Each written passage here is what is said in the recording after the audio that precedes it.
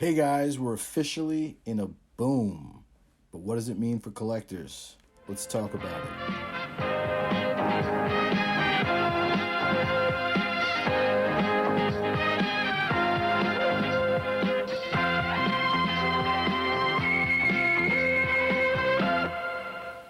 Okay, so how do we get to where we are right now with this current boom in the market? So I'm just going to give my 2 cents on what I think's happened. Now, first of all, it's not just one thing, it's a few things that created the situation for this. We were coming out of a horrible economic situation from 2008. By 2017, the economy was in much better shape. And by 2018, it was even stronger, and 2019 as well before COVID. But a lot of people were making a lot of money. A lot of corporate people were making a lot of money. This environment financially is the most important thing, because without this, people won't buy cards.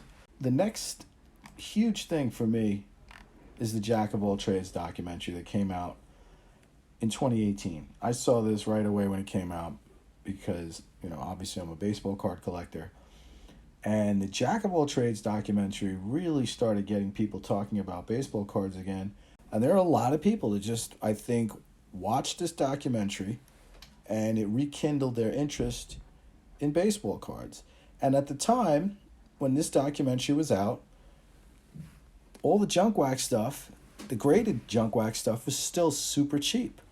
So people were like, wow, okay, I have extra money right now. We're in a good economic environment. I'll buy a bunch of these cards, And this was building up for a while. And, Gary Vee was talking about it, the Mike Trout cards, the Vegas Dave, and all these things. The lead up to it, him marketing those cards for a long time, really pushing the value up.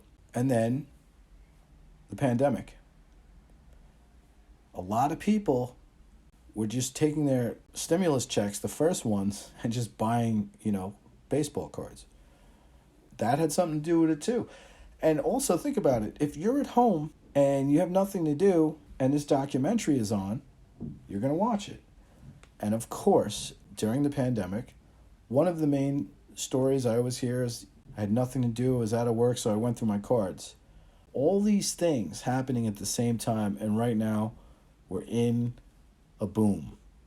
So what does the boom mean for collectors? Well, I'm not going to talk about how this affects the flippers, because obviously it's great for the flippers, and I'm not saying that in a negative way. I don't care how people honestly earn their money. It's not my business. But some of the things that happens because of the flippers does affect collectors in negative ways. For collectors, it's a bit of a double-edged sword. For example, I bought a PSA 8 1993 Derek Jeter SP foil. I got the card for $500 6 months ago.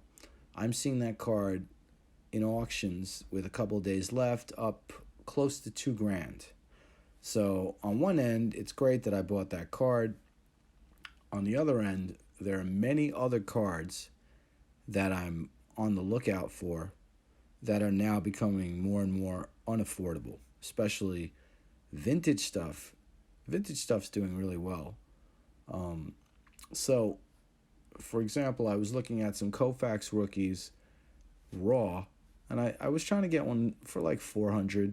You can, it was doable, but all of a sudden I cannot find anything under $800 in the last few months. So we're reaching kind of the pinnacle, I think, of this boom. I don't know how long it's going to last. Obviously, it's not going to last forever.